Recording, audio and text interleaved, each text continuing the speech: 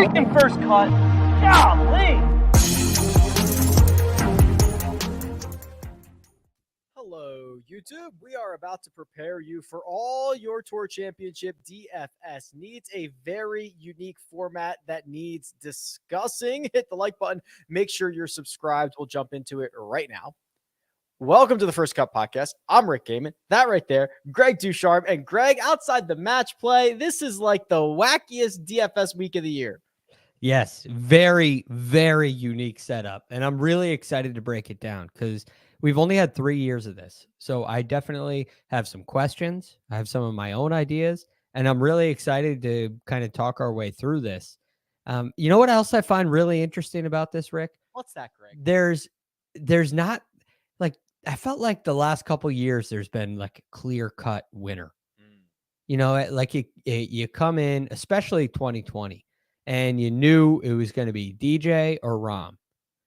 And I don't feel that way this year. It's going to be very fun to parse through. And I think that gives you a real opportunity to differentiate yourself. And I think more than any of the previous 3 years, you have a chance to really, really separate yourself with your lineup construction.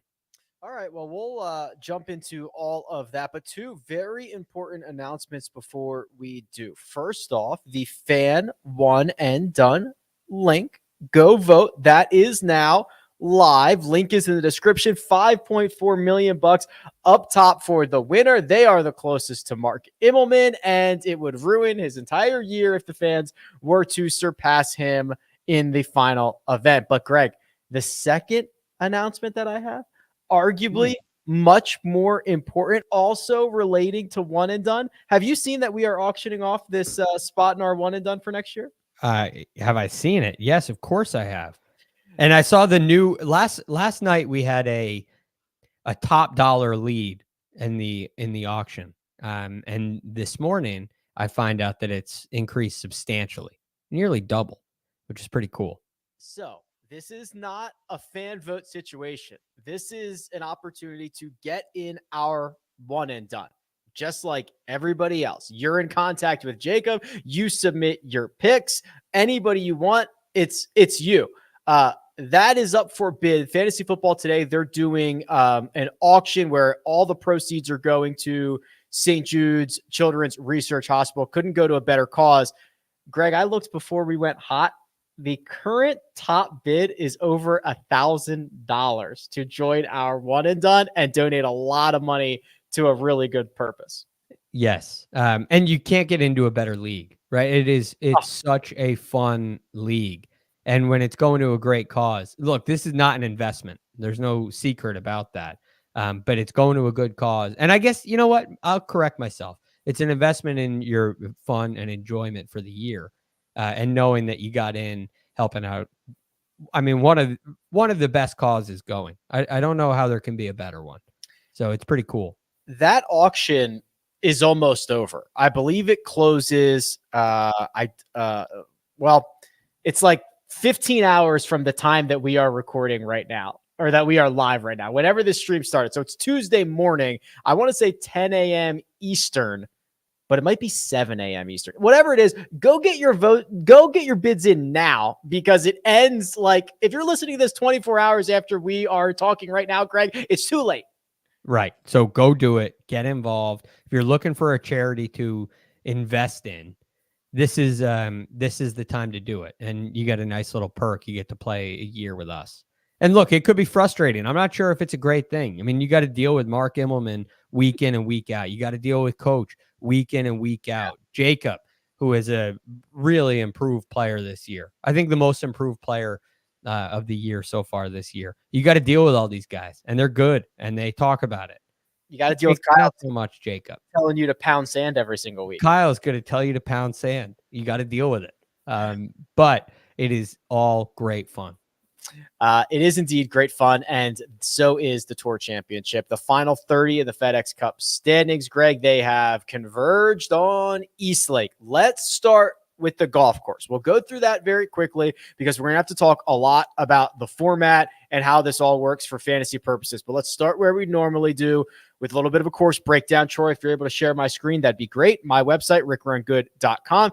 East Lake, Greg, we've got a lot of great history here. We play it. It's been a staple on the schedule. A lot of great data, a lot of great information. When you start thinking East Lake, what types of golfers do you start thinking about? Well, again, with starting strokes, it's important to consider a lot of the players near the top of the leaderboard are affected by that. But I think of some guys who are great drivers of the golf ball. It's a huge factor this week. And I found it really interesting when you get to your model here that driving accuracy seems to be really important. And if you look over on the left-hand side at some of your other things in the model, a lot of these things, aside from, consecutive cuts, that tells you you're playing really well coming in. That doesn't really mean too much to me.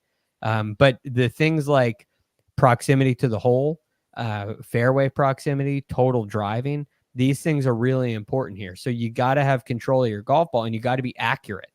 Now, we've had some long hitters win, but when they win, they have the ball on a string. It's not really a scramblers type of golf course. And that becomes somewhat common when you get some thick Bermuda rough. It's really difficult to judge. The greens have a lot of slope to them. That highlights iron play. And iron play is affected by how often you can put the ball in the fairway. So I do think fairways are more important than most weeks this week. And I think accuracy approaching the greens becomes really important because it's going to dictate how much slope your putt has. And you see some putts here that have a lot of break to them. Whenever you get an event like this, I think of the Memorial, I think of Augusta National, some of these golf courses with a lot of undulation in the greens, they tend to favor great iron players who can position the ball in the proper spot. So those are two areas I'm focusing a lot of my attention on.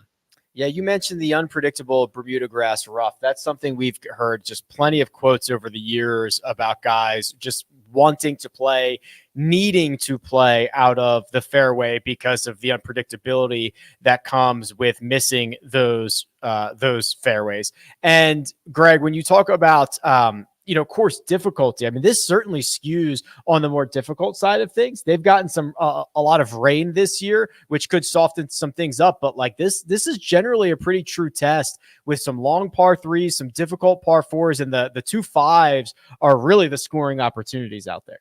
Yes. Now you have, number 8 can be another one. You can drive it up there pretty close to the green. So that can be an opportunity for some players as well. But it is a tall task. And a lot of it has to do with the slope of the greens, and the fairways are not overly wide. It's a good test through and through. And as I look through this, when staggered, starting strokes aside, 15 under is the best score here since 2007. And I believe before that they made some changes. So Tiger went really low here one year, but they made the golf course a little more difficult after that. And 15 under par is your lowest total tee to green. That was Xander Schauffele, not last year, but the year before. Last year, Jon Rahm and Kevin Na got to 14 under. Starting at 0, they got to 14 under. So I think that's a factor because it's really hard to chase. It's really hard to move move yourself way up the board. And yeah, it's a test. And I mean, an under par round is a really good score. The format for this week and how it pertains to fantasy scoring is the most important part of all of this. We are going to talk about that and then start going through this field of 30 golfers. But first, we're going to take a quick break and hear a word from our partners. Now streaming. Celebrate South Park's 25th anniversary with performances by Primus, Ween, and Trey Parker and Matt Stone. Everyone hear me okay? South Park at Red Rocks, the 25th anniversary concert. Now streaming on Paramount Plus. And we're back. All right, Greg. So here we go. You mentioned it. The 4th year that we've used the staggered start. And I've put that on the cheat sheet, rickrungood.com. I've got it listed on there next to the salaries. So based on each golfer's standing in the FedEx Cup race and through the playoffs thus far, they are actually assigned a starting stroke. So before a shot is hit, Scotty Scheffler, 10 under par.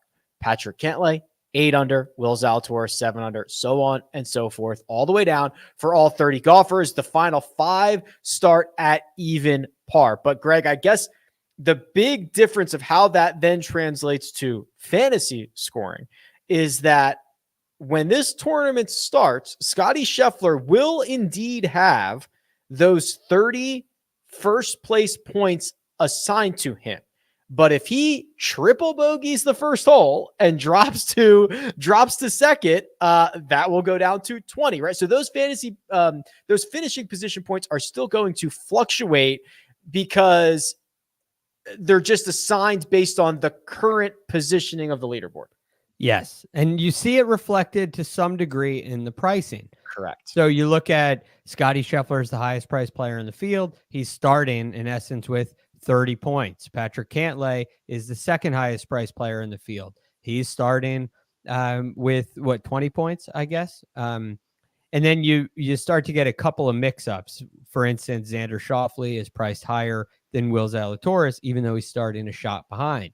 Therefore, he's starting fantasy points behind. Jon Rahm is ahead of Rory McIlroy. So he's priced higher, but starting a shot behind. And I find that very interesting. And I'm very curious to see how that pertains to how that affects ownership. And so the question that I have for you is how much of this are you weighing in your, like what kind of value do you put on those 30 points? Yeah. So I'm going to find it difficult to play Scottie Scheffler this week. Because he like you are paying for that 30 points, right? Like you're paying for it. It's $13,600. He's $600 more expensive than Patrick Cantlay, and he's $1,300 more expensive than Xander Schauffele, and so on and so forth. Which, in reality, it can kind of only go in one direction, right? Like he can only go from 30 to other points. Obviously, he can keep his 30. But what we've seen, Justin Thomas was the most expensive golfer, and I think he finished 6th in fantasy points. Dustin Johnson, even winning the FedEx Cup when he won it, did not score the most fantasy points. In fact, Patrick Cantlay last year was the first time that the most expensive golfer, the guy that started the week number 1, actually earned the most fantasy points. And that's important, Greg, because the finishing position points are fine and dandy, but you start with 30 of them. You don't start with the birdies and the eagles that got you there. Everyone's level par on the hole by hole scoring aspect of this. Right. And that can affect strategy. So you look at this like a 5-round tournament, and in the first round of the event, Scottie Scheffler went out and shot 10 under, but you don't get any of the work that he did for 10 under. You just get the finishing position. So now he has a leader's mindset, and everybody behind him has a chaser's mindset. And if you play showdown, you know the value of a chaser's mindset. It can be really valuable in fantasy points. So it's very interesting, and it can lead to a lot of questions. And how are these guys going to play it? And are they going to just go out and play their own game? Are they going to be over aggressive? Some of the guys that are farther down the board. Are they happy to be there, or do they think they can really move their way up? And I've been looking through some of the last 3 years where guys have finished. And, last year, 2 guys got into the top 5 who started at 2 under, both Kevin Na and Xander Schauffele. The year before that, you only had, Xander was started at 3 under, ended up in 2nd. Scottie Scheffler started at 1 under and ended up in 5th. So those are some examples. Every once in a while, you get a guy, Paul Casey in 2019, started at 2 under and worked his way inside the top 5. Every once in a while, a player can make a move. It's typically not a lot of guys, but finding that player is really your key to unlocking victory. Yeah, Kevin Na was $6,000 last year, scored the 3rd most fantasy points, 107.5.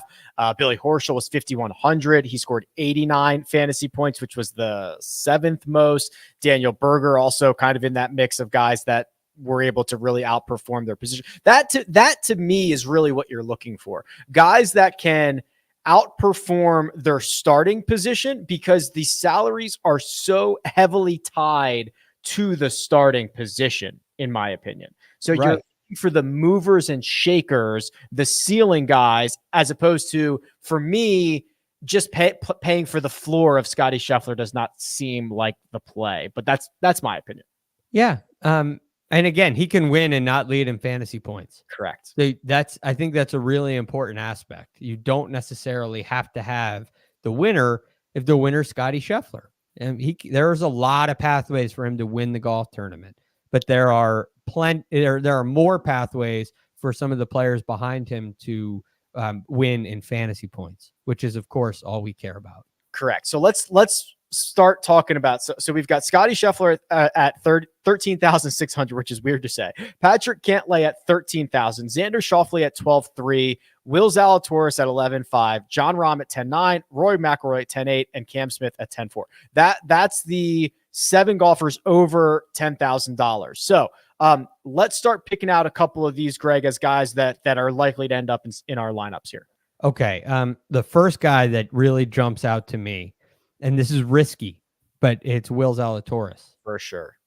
What is the issue with the back? You're getting a really big discount. Okay. He's starting 3 shots back and of only 2 players. He's starting off in 3rd place and could very easily be the favorite after day 1. I mean, this could be, you have a slow start for Cantlay, a slow start for Scheffler, which is very possible. And Will Zalatoris could be your horse in the race. And he's cheaper than Xander Schauffele. Which, look, I understand Xander's record here, and it's a value, and it's something to really consider. But Will Zalatoris, the other thing that I think he's kind of the key to separating your lineup, because he is coming off of a WD and an injury. And so what are players going to, is the everyday player going to stay away from him?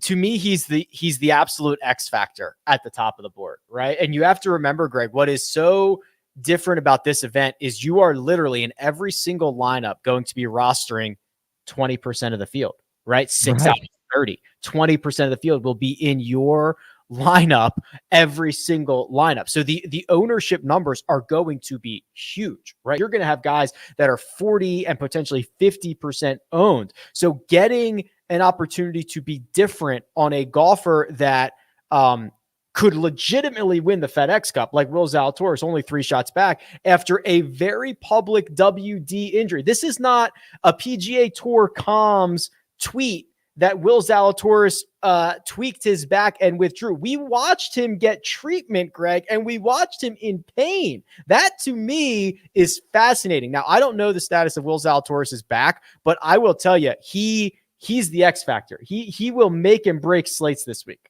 Yes. And I mean, I'd love to be on the side of him breaking it. And the other thing that I look at is not just that this isn't just simply an ownership play, although it does help. But you look at what he's done off the tee lately. You look at what he's done ball strike. I mean, he's the best iron player on the PGA Tour this year. And that goes a long way for me. He's not the most accurate hitter of the ball, but he has a way where when golf courses are like this, like major championship type setups, to thrive. You just saw him win on Bermuda greens. You did see a really concerning putt at the BMW from short range, but that's not enough for me to stay away from him. The one concern is the back. And if the back is healthy enough and he's able to go this week, I think his game, injury aside, is perfect for this venue. And he's never played it before, so we don't know. But I would not be surprised if this was a Xander Schauffele situation where he wins his first tour championship. Yeah, I got to check the presser schedule because we got to ask Will Zalatoris how that back feels and how he's setting up for the week. It's a great point. You could be patient on it. You don't have to book this and lock him into 80% of your lineups or 100% of your lineups tonight. You can wait and see. But he's the first name I circled. I'm excited about Patrick Cantlay. I'm very interested in what's going to happen with Will Zalatoris. And then I think Rory McIlroy here, Greg. So he's 4 under. I think he's one of the few guys who can kind of make up that ground. When you start to look at, and you have to do a lot of napkin math and you've got to make a lot of assumptions, but it's likely that Rory has to probably gain like 13 or 14 strokes to the field this week to have a chance at winning the FedEx Cup.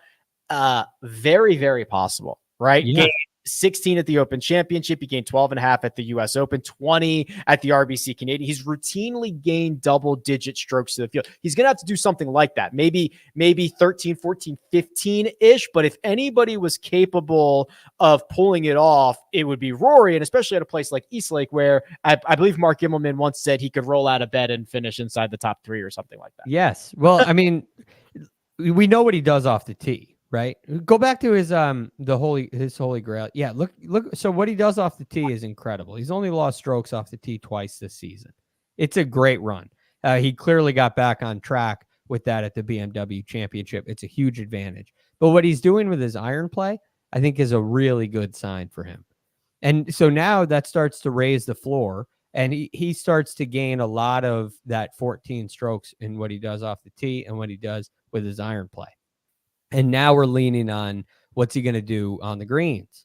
And you see he lost 4.5 strokes last week. He lost, over 1 at the FedEx St. Jude in just 2 rounds. And putting has been an issue over the last 2 weeks. But that I still think that could be rust. Now you come to a golf course that you're familiar with, that you like. And there's a very real chance for me that in this season, Rory McIlroy's best putting season on the PGA Tour, that he has made real improvement and will shake off the rust at some point. And boy, it's kind of a nice thing to bet on when you're talking about Rory McIlroy, when his floor is as high as it is because of his comfort on the golf course and his ability tee to green. He's gained strokes putting at Eastlake in 3 straight years. He's done it in 5 of his last 7 and 5 out of 8 in total. I'm showing his tour championship numbers right now. So really good stuff for Rory there. The one guy before we move on, Greg, that would worry me, I guess we got to kind of talk about a couple of these guys. John Rahm is the guy that I'm referring to here. I ran some simulations. Again, you got to make a lot of assumptions to do this, but he's going to start 7 shots back. And you could say, like, he has not been as good in the last 36 rounds as he has been in his last 100. So like, even if you give him credit for being like the last 100 version of himself, he's got to gain like 17 strokes to the field. It's something he's done once in his career, the 2020 Memorial. I just think the path to him actually winning is very, very narrow. The path to him playing well, I think that's all there, but you are paying a pretty steep price for a guy who's starting at 3 under par. He is the 5th most expensive golfer. Now, I got 2 questions for you. One, do you think that's going to crush his ownership? People are going to stay away because he's starting at 3 under and is the 4th highest price player, 5th highest price player. I think people look at a 5th and an 8th. He got hot at times. He actually, the last 3 rounds he had last week were phenomenal. His history around here, I think he's going to be fairly significantly owned. I just think he is going to have to probably be like a top 3 point scorer to justify the salary and the ownership that I think he's going to have, which I just think it's obviously possible. It's John Rahm. I just think that's a very, very narrow path to him doing that. Yeah. But he can be worth the value without winning. Right? Can he be the leading point scorer in this thing? It's going to be the difference between -3, which is going to be what, T16, right? Is that what that is?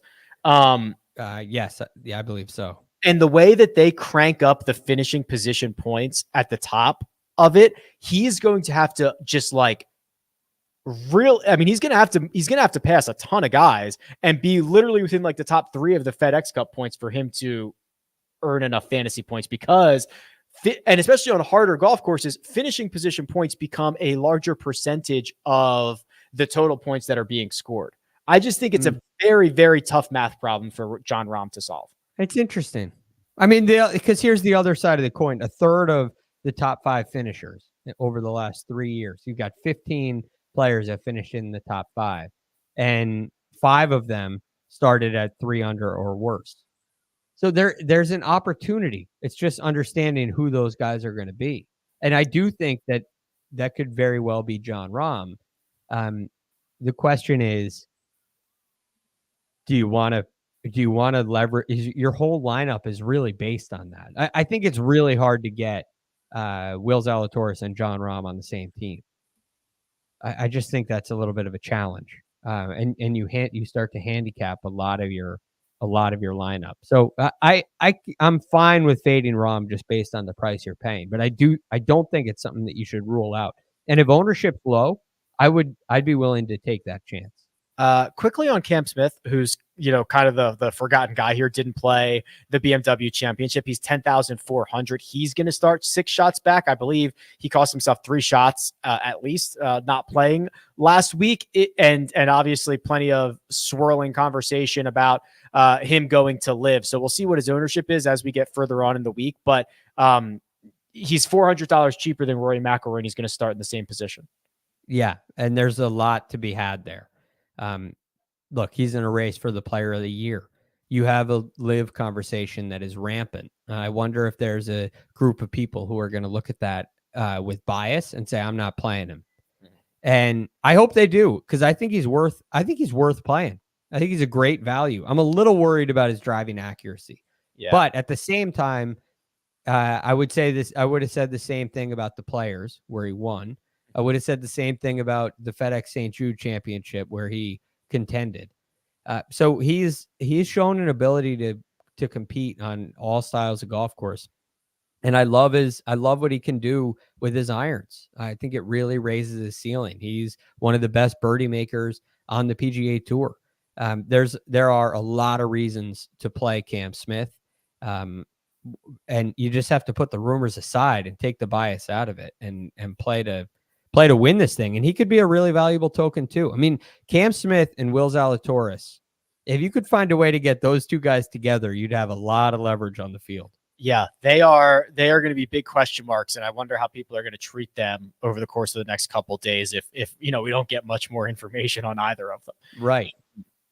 Let's jump on down to the 9s here. Sam Burns, who will start at 5 under, is 9,900. Tony Finau is 9,600 and -4. Justin Thomas is 9,400 -3. Sung J M 9,100 -4. Cam Young $9,000 -3. So I think there's I don't have much opinion. I have a strong opinion positively on one guy and kind of a strong opinion negatively on the other, and the other guys I'm just like kind of lukewarm on.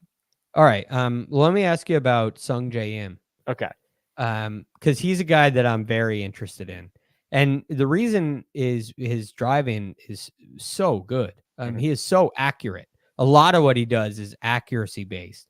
And I think that could play right into his hands this week. He's been putting really well the last 4 events. He's gained strokes putting. And I could see Sung J M being a factor in this thing. Yeah, he's been phenomenal. The driver has been a legitimate weapon. He's been like a top 3 driver on tour for a while, at least statistically. The putter is back when he gets all that dialed in. Like, yeah, this is a pretty good spot to roll out Sung J. And I don't think it's going to be all that popular because like Justin Thomas is here, and that's the guy that I'm kind of worried about, Greg. And we've been documenting, and you've done such a good job with documenting the putter, physically the putter changes for Justin Thomas through this year and how it has almost directly impacted his putting stats, right? There's few opportunities where we see a guy make a change and the stats reflected immediately. Make a change, stats reflected immediately. He threw in a new gamer last week. I think it was a half inch shorter, right? And he went out and gained 2 strokes in the first round. And I said, oh my God, Greg, he found it. Happened again. Yeah. Well, good news for me, who was fading Justin Thomas. He punted away like 5.5 strokes over the final 3 rounds. So that was not the fix. That was not the cure all. Now 5 straight events, he's lost strokes with the flat stick. Yeah. And that's why he made another change, because he made his first change at the final round of the RBC Heritage. And all of a sudden it worked and he wins the PGA, and he has, it was like 12 rounds in a row he gained strokes putting. It was awesome. And then all of a sudden that kind of starts to simmer down and fade. Yeah, here you go. You got that's the round by round. Yeah. So right before that, right that's the streak right there. Final round of the RBC Heritage, he actually lost, and then he had it in play next week and all the way through 9 in a row. He gained 9 in a row and then basically gained like 14 out of 15 during that stretch. right rounds. That's even for great putters. I mean, you lose a little bit here and there. So that was a really impressive performance, but it's cooled off. And unfortunately for Justin Thomas, the iron play has cooled off as well. Glad you noticed that. It has. Yeah. And I think that's, can he bounce back with his iron play? Yes. Can he play this golf course? Yes. He's a great talent. But what I see out of the guys who play really well here at Eastlake, they come in playing really well. You don't want to back in here. It's a hard golf course. If you're off your game, it can really go the other way quickly. So I have my worries about JT, and I think for me this week, he's a fade. I'm going to continue to fade. Hasn't burned me yet. If it burns me, fine. But I think he's going to be popular. He has great history around Eastlake. But yeah, I see the red flags there. I'm glad you mentioned the approach play because I've been, focused on the putter. But you're right. The second shots have not been as sharp either. I'll be happy to get burned. I'm going to probably be out on JT here. Yep, I'm with you. And especially when Sungjae is sitting right there, $300 cheaper and has been much better. I just have to go that way. The other guy is Tony Finau, who I think is fairly criminally underpriced. So he's 9,600. He is 4 under. Greg, if you like ceiling, and I know you do, I got a guy for you here. So let me just pull this up. I'm going to show you the best PGA Tour ceiling performances this year. Just the most strokes gained, all the PGA Tour events. I love this up. Number 1, Rory McIlroy. I guess we'll do guys in this field. Rory McIlroy, number 1, 20 strokes gained at the RBC Canadian. Number 2, 3, and 4 are all Tony Finau. 18 strokes, 17 and a half strokes. Then Scotty Scheffler's Masters performance. Tony Finau is literally, I'm not even exaggerating, like the highest ceiling golfer on tour. It's unbelievable. And then, so I got to show you one other thing in your website here. Go back to your course key stats. Okay. And scroll down a little bit. Yeah. 24 rounds. Bet in the last 24 rounds, the best course fit. Mm-hmm. According to this is pure data. Pure data.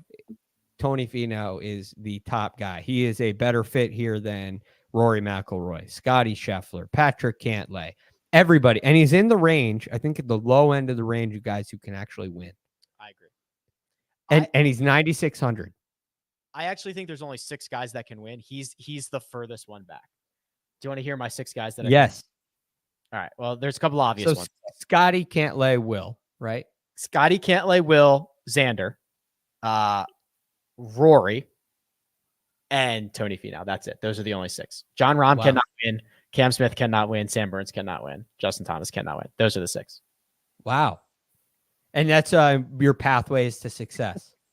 Yeah, I mean, obviously, like those other guys can win, but I'm like that. That's the group. Yes, based on how likely it is for. So once you start going further down the board, you have to have just an absolute ceiling week, and the likelihood of that happening. No, like for example, if you go all the way down to Tom Hoagie needs to have like the best performance he has ever had in his entire career by a mile, right? Like that is and he also needs Scotty Scheffler to not. Correct. Yes. And if Scotty Scheffler just has like a medium week, Hoagie still loses. Right. Right. So there's all these paths to doing it. So I believe, in my opinion, it's Scotty, Patrick, Xander, Will, Rory, and Finau. Those are the 6. Just to put this in perspective, if you take Tom Hoagie or anybody starting at even par and they shoot the best round in the last 3 years, they get to 15 under, right? They tie what Xander did 2 years ago. You're talking about Scotty Scheffler having to play 1 under par golf each day, basically, and you lose. 2 under par golf for Patrick Cantlay. Right.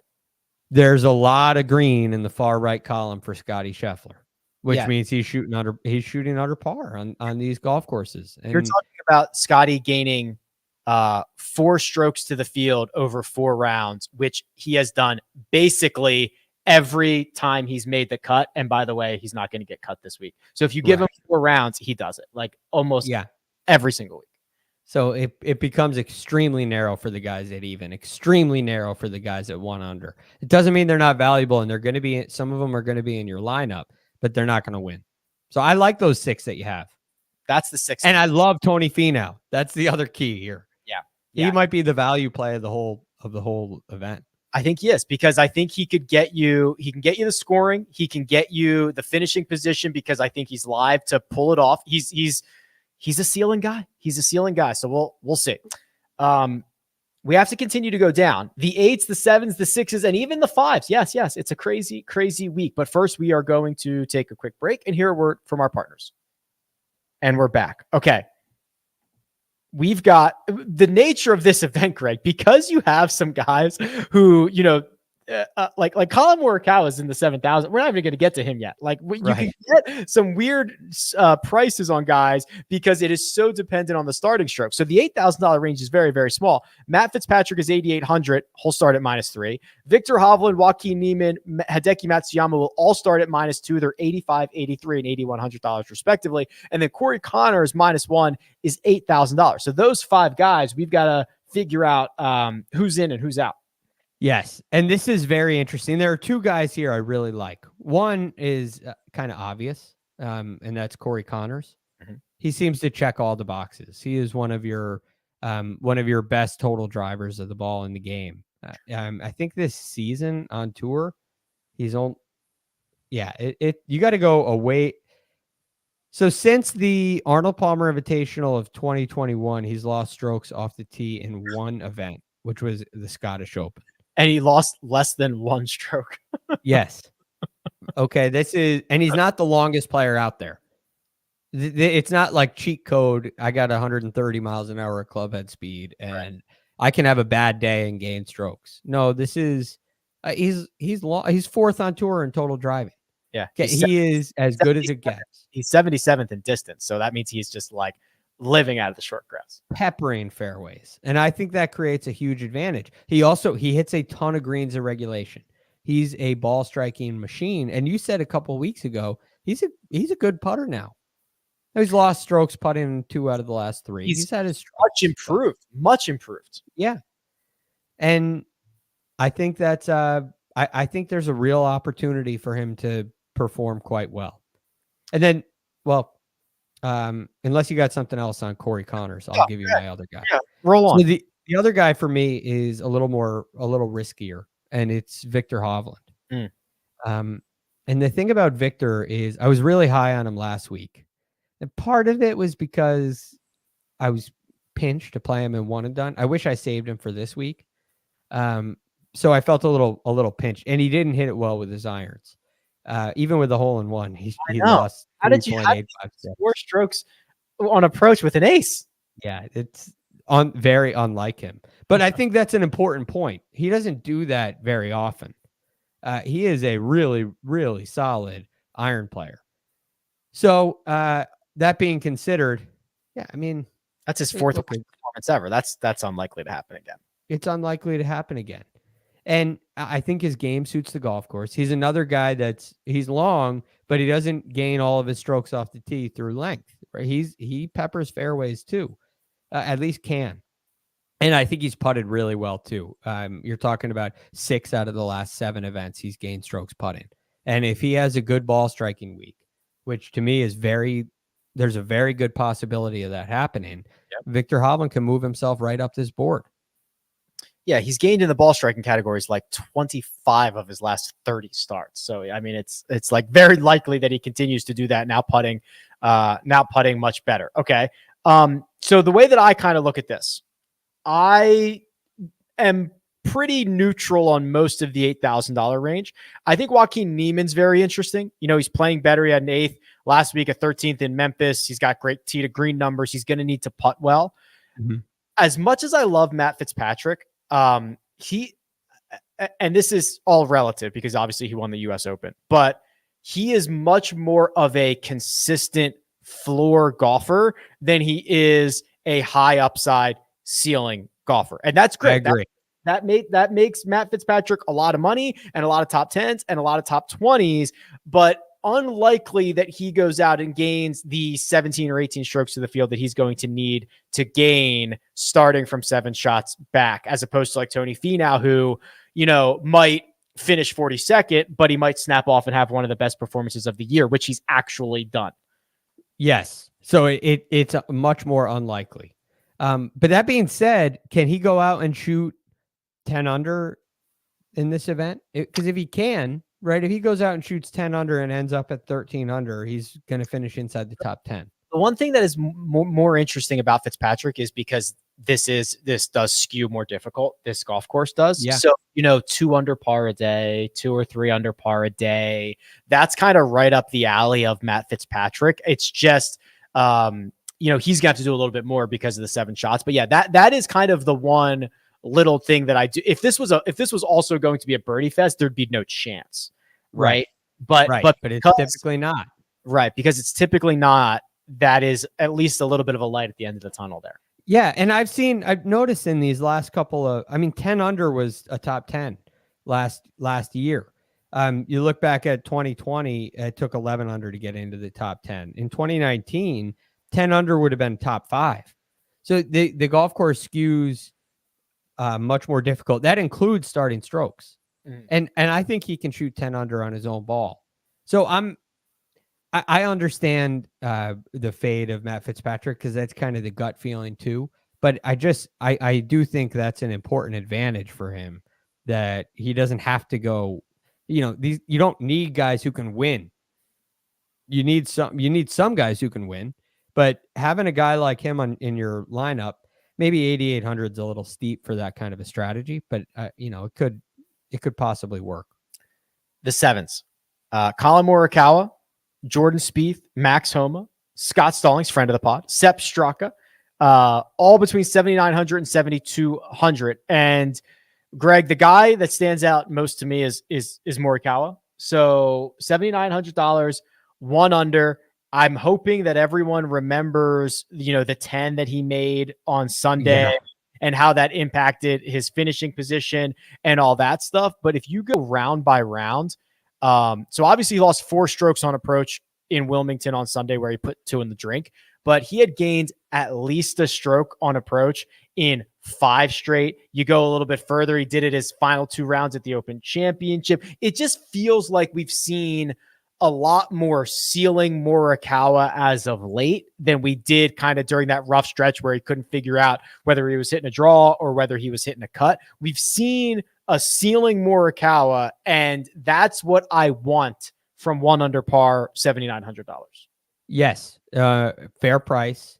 He can move his way right up this leaderboard. He has that kind of potential. The one question mark for me, we haven't seen very good playoff performances from Colin Morikawa in the past. And that might be somewhat of a concern for me. He was 6th in 2020. I believe he entered there as the leader. I think he entered, maybe that was the playoffs as a whole. Or was that last year? Morikawa's best performance was in 2020. And he started, I can look it back what he started. So in 2019, JT started as the favorite.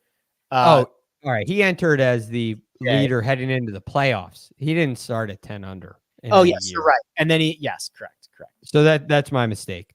But in 2020, he shot 8 under. 8 under. He started at 5 under, ended up at 13 under. So that's pretty good. That's a good performance. He's shown it. He's shown he can do it. I'm with you. I like the Morikawa play, especially if people run away from the 10 and the 6, right, and the 4 putt, or they just look and say, "Oh man, a 44th." But really, he was like in the thick of it. Yeah, he shot a 78 on Sunday. That's 8 over, right? 7 over, right? 71. Yeah. So he was. He was in it. And then you add to the equation what he does really well in general, and pounding fairways is right up his alley. Yeah. He is extremely accurate, which can go a long way out here. He's extremely accurate with his iron play, as we know, extremely accurate off the tee, and that could move him up the board tremendously. But the guy that jumps out to me is really Scott Stallings. And Yeah. I'm very like, this guy has been, we've been commenting on this for a while now, has been on fire approaching the green. Yeah. And what I saw on Sunday was a guy that on the last 4 holes, he hit a little nervy one on 14. After that, he had putts inside of 20 feet on every single hole coming in. And if he makes one of those, he's in a playoff. If he makes 2 of those, he wins a playoff event, and he's in 4th place. We've already talked about him, or we've already faded him, or whatever, whatever's happened. Decided on him, right? But that iron play stood up under that kind of pressure, and he's plenty long. He's not a short hitter. He's inside the top 50 on tour in driving distance for the year. Last 24 rounds, he is the second best approach player in this field behind just Scotty Scheffler. He is also gaining off the tee. He is also gaining around the green. He's also gaining with the flat stick. I mean, this has been a very impressive run. And remember we had a conversation about him. It was probably at Rocket Mortgage. And we said, look at what his finishes were. He had 3 top 10s at, Charles Schwab, Travelers, and John Deere, and he had missed the cut at the U.S. Open and the Memorial and the PGA Championship. Well, I'll tell you what, Scott, I'm sorry, because you are proving it, bud, in the playoffs, a runner-up finish at the BMW Championship. It's not just weak fields. It's not just these, other events. That's a big boy. That's a big boy. Yeah. Well, I think there's a chance too, Rick, that he leveled up, right? He said, hey, I can do this against anybody. Yeah. And it's such a simple motion, and he's doing all the right things, taking care of his body. This is not a creative player guy anymore, right? Yeah. He's a real factor. And the other cool thing is he's starting at 3 under. We were so close. Yes. Okay. So that is the other thing. So he is, cheaper. Basically everyone above him up to Matt Fitzpatrick, he is going to start ahead of, and he is as much as $1,100 cheaper than like Victor Hovland. Now, can Victor make up 1 shot over 4 rounds? Obviously. But is that worth $1,100, for example? Right? Like, that's the game we're playing now. Yes. And it is, what are the likelihoods of that? Do you feel better? Look, when I gave Hovland a tout, but a lot more of that is based on general ability than what I see with Scott Stallings. Scott Stallings, it's not based on general ability. It's based on performance over the last 2 months, which is enough for me to say it's real and can stick. And he just proved it in a great field. And I think he can go prove it again. And so I really like having those 3 shots to start with and only spend $7,400 on it. I think he could be I'm curious because I don't know what's going to happen with ownership. Are people going to look at that second place and say, won't happen again? Or are people going to look at the price and say, you just finished in second? I want, get me in on it.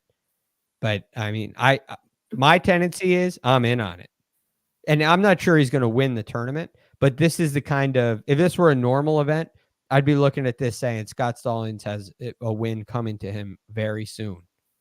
I still am, but that might not be in the form of holding the FedEx Cup this week, but it might be in the form of getting the points in the official World Golf Rankings. Yeah, we are probably going to have to find a new generic golfer name to use on the pod instead of Scott Stallings. When you make the Tour Championship and, start at 3 under, we might have to retire. Second in a playoff event. Yeah, we might have to retire that at some point. The final guy here, and I don't think we need to spend much time on it, but Sepp Straka's -4. I'm very interested to see what people do because Sepp Straka is starting at -4. He's starting much higher on the leaderboard than a lot of these other guys that are priced more expensive than him. He is objectively, like, unless you run the stats for the last 8 rounds, anything longer than that, Sepp Straka is going to be at the bottom of the entire 30-man field in strokes gained total or a lot of other categories. But I'm interested to see if this is enough bait for people to say, well, -4, how far could he possibly drop for $7,200, right? That's the game we're playing here. Listen, you can fall to the bottom so quickly in this event. Like, it's a hard golf course and you get off a little bit.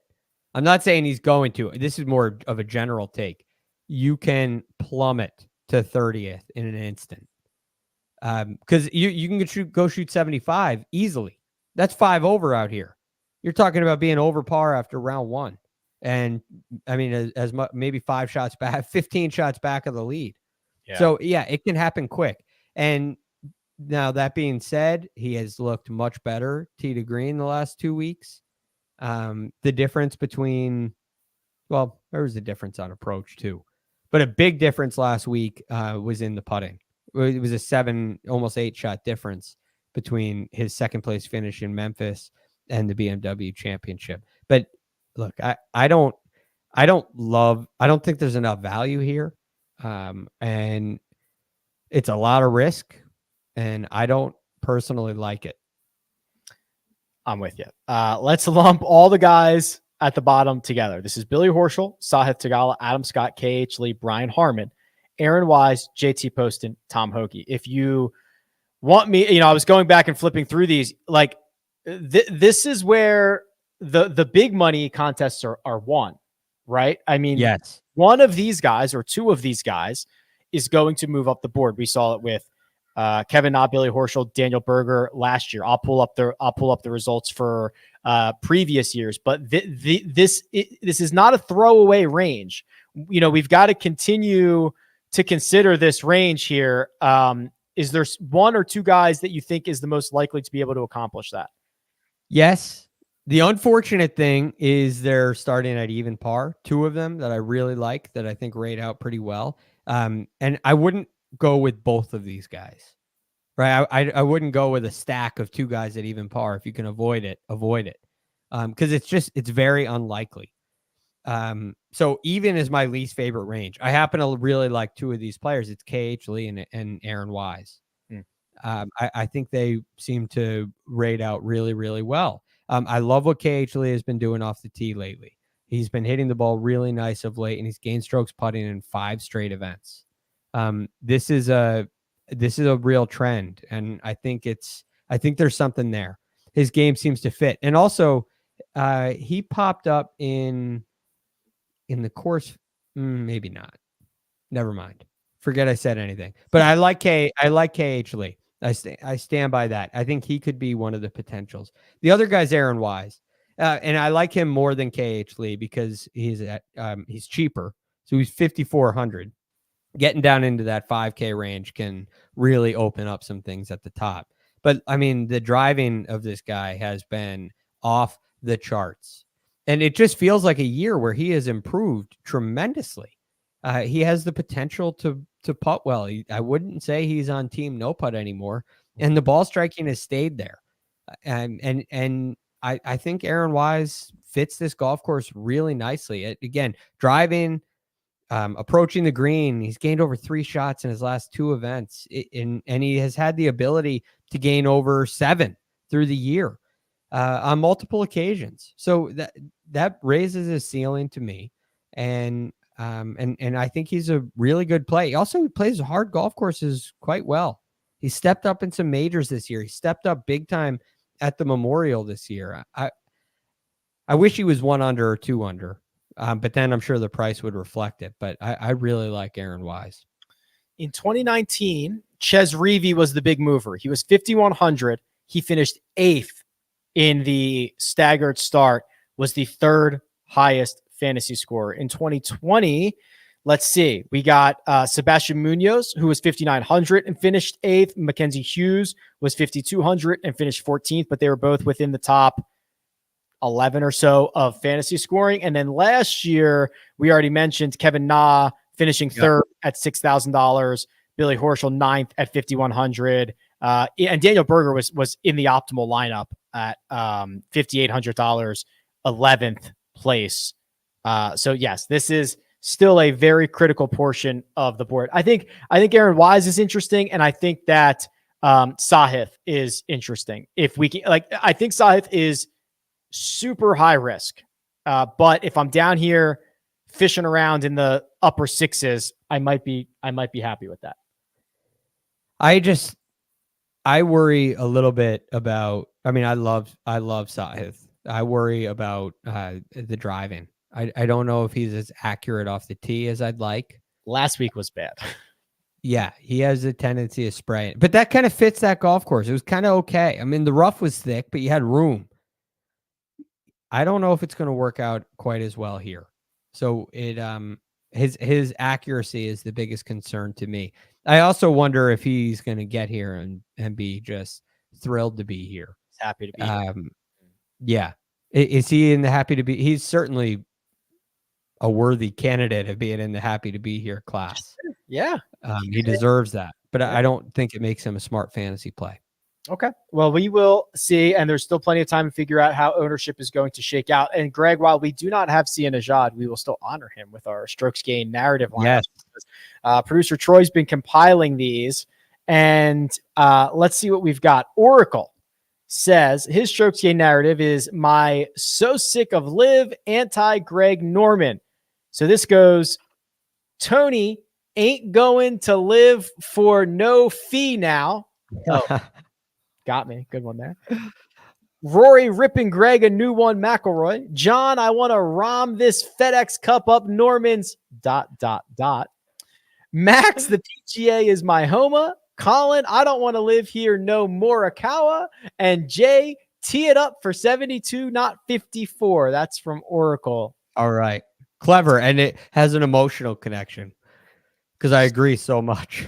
Certainly does. Ryan is going with our great city of Atlanta is home to some of the most famous hip hop artists in the world. Oh boy, I'm going to try to pull these off. Okay, here we go. Waka Flocka Sep Straka Flame. Did you ever think I'd say that, Greg? No, I don't. I didn't. That's phenomenal. JTI Poston. Got that one. Andre 3000 Shoffley. I don't get that. Okay, I don't get it. But Andre look, 3000. I'm naive. Xander Shoffley. Andre 3000. But what's the I don't know. 3000er? I don't know. I don't get it. Xander on. I don't either. I don't know. 3X? Never mind. KH Gnarls Barkley, Lil John Rahm, and Rory Mickle Big Boy. Mickle Big Boy. All right. These are tough. Yeah, that's tough. It's a little bit more out of my league than the Oracles. So I understood it, but it's clever. These are not necessarily strokes gaze narrative as much as they are like make Rick look like a full lineup things. Let's see what else we got. TJ's got people born in Georgia, home of the Tour Championship. Okay. Cameron Young Thug. Okay, I got that one. Yeah. KH Spike Lee. Okay, Spike Lee, KH. Yeah. Lil John Rahm. Okay, that makes another performance. Yeah. Lil Nas X Shoffley. All right. All All right, I get that one. Yeah. Luke Brian Harmon and Mike Willie made it. All right. That's pretty good. Yeah. Very good. Clever. Joseph. Oh boy. Joseph says, prior to Clearwater Beach, I lived in Georgia. He says lots of great sports. So, oh no. Good thing Mark's not here. We blew a 28-3 gala lead. 28-3. That's the Falcons. Sorry about that. Wow. Yeah. Tomahawk. Oh, okay. Tomahawk Chop Hoagie. That's Tom Hoagie in honor of the Braves. Yeah. Cameron Trey Young. Trey Young plays for the Hawks. Yeah. Okay. Miles Robin Sunjay M. All right. All right. That was good.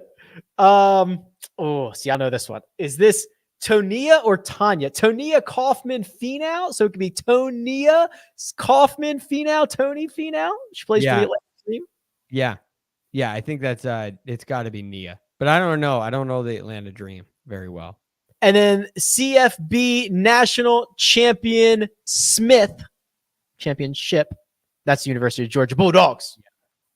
I think we have one. Go Dogs. Go Dogs. All right. John Markowski, the GOAT. Hello, John. Oh, okay. Look at this. He has worked in some betting phrases, some wagering stuff here. Patrick can't play so low at plus 330.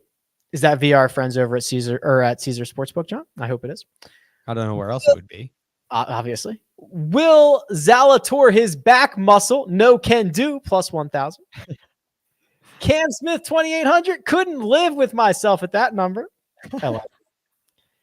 Aaron ain't wise at 200 to 1. JT isn't posting low enough score for plus 40,000. And Tom rather buy a Wawa hoagie than donate at plus 40,000. Clever. I like it. I had a hoagie this week, Greg. Did you? Oh yeah, back in Philly. Went to Wawa, got myself a hoagie, just as I remember. Yeah, pretty Awesome. good. In Connecticut, we call it a wedge. A wedge. Yeah. And I had never heard that before. The first time I went to a deli. I got some people took an order. I'll get a turkey wedge. Like, okay. Well, I mean, I don't know what a wedge is, but I'll just ask for it. Like, is that a wedge? What is that? A salad? You're going to go on a turkey salad? Yeah. So there's found out quick. A hoagie, a grinder, a sub, and apparently a wedge. Yeah, wedge. Grinder. That was another one I learned in college for the first time. It was surprising. I always called it a sub. That's where I grew up. That's where we called it. But hey, a hoagie sounds good to me. Yeah, a hoagie is good. All right. Thank you for the Strokes Game narrative lineups, and thank you for your attention to the links in the description, which is where you can vote for the fan one and done. Or if you're feeling real frisky, go ahead and bid on your opportunity to join our one and done. It's not going to come cheap, but all of the proceeds do indeed go to St. Jude Children's Research Hospital. So it's going to a good cause and probably a write-off, Greg. I don't know how taxes work. I just write off everything. I don't know. You just write it off. There's a Seinfeld for that. Yeah, they don't know. Or yeah. They just write it off. They just write it off. That's when Jerry's stereo breaks, right? Yep. Yeah. Do you even know what a write-off is? No. They do. Nobody does. Nobody does. It's great. Producer Troy does all the hard work behind the scenes. Thank you very much. Greg DuCharme is available on Twitter at The Real GFD, and you can find me at Rick Run Good. This has been The First Cut. We'll catch you next time.